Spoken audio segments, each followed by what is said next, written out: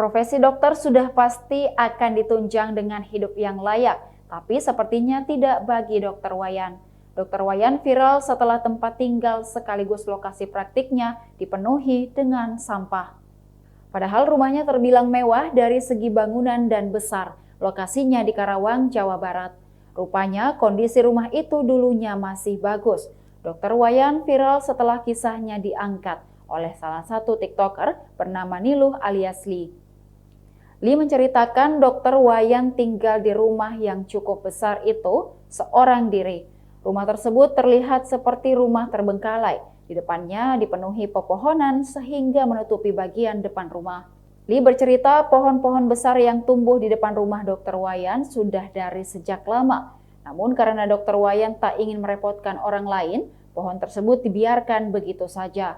Suami Lee, Gede, mengatakan masih banyak orang yang berobat ke Dokter Wayan walau dengan kondisi rumahnya yang terbengkalai.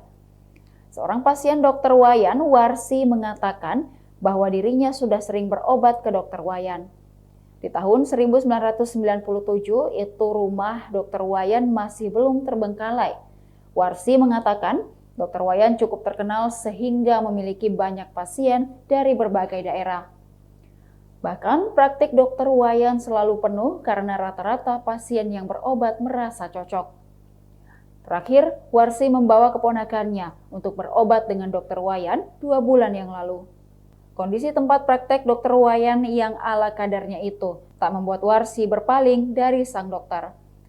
Dokter Wayan dikenal dengan sosok yang baik hati. Dalam segi pembayaran pun Dokter Wayan terbilang murah. Bahkan diceritakan Warsi, Dokter Wayan tak keberatan dibayar nanti alias utang dulu.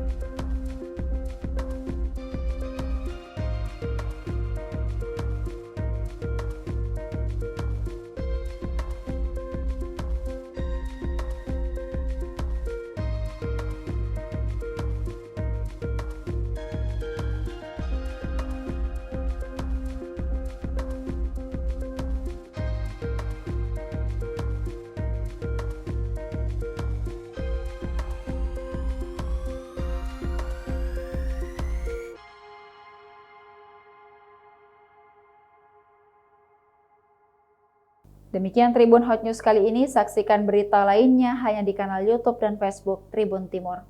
Terima kasih sudah nonton, jangan lupa like, subscribe, dan share ya!